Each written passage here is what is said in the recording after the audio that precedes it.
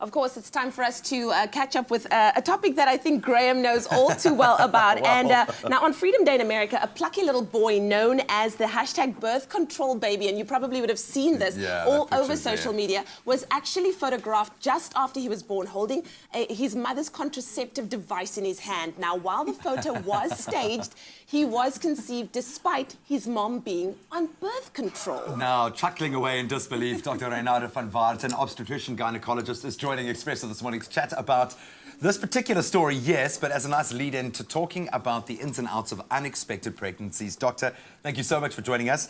We can now say unequivocally that this picture was staged, okay? It was staged. That is that possible?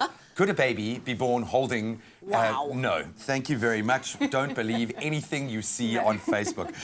Doctor, this does actually raise a very interesting discussion topic, though, when we talk about extrauterine pregnancies. Yeah. You've delivered 4 babies in this very, very unconventional way. First of all, explain to us, what exactly does that mean? It means that the baby's growing outside the uterus, which means that the placenta is not inside the uterus feeding the baby. And that little baby is in its amniotic sac, and it lives there, and we make the diagnosis. If you get past 32 weeks, there are about 60% of those babies that can survive. And they're a little bit squashed because they're not inside the uterus. Yeah. But when you make the diagnosis, but that's dangerous pregnancies. Yeah. Because if you make the diagnosis, you get called, if they don't know about it, you have to deliver this little baby, and then the placenta is stuck somewhere. So, but I've delivered 4, which I don't think many people have done. Yeah. Anyone else, I don't think, to be quite honest. Sure. Now this picture that we saw on social media was, of course, a big kind of eye-opener for me because the mom was on contraceptives. Yes. The question that begs to be asked for me is, how effective are they then? Contraceptives. Mirena, the one that the baby was born with, is 2 in 1,000 women can fall pregnant on that. Wow. And despite all our best efforts, unless you don't have any sex, you can still fall pregnant. Even after hysterectomies, there's been 5 women described who's had term pregnancies. Wow. Yeah, so in the world. So that's very rare, but it can still happen. But it can happen. Yeah, so it goes outside the uterus or inside the uterus despite contraceptives.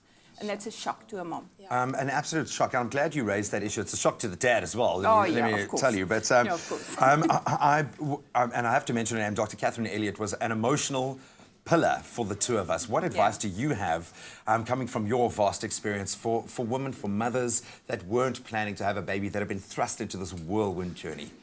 Find somebody that you trust to talk to, but you need a big emotional support. You need your parents, you need your friends, you need your doctor, you need, if necessary, a psychologist, but you need to see them and speak to them. So you need to open up and say, listen, this was unwanted or unplanned. What do we do from here? And then you discuss options.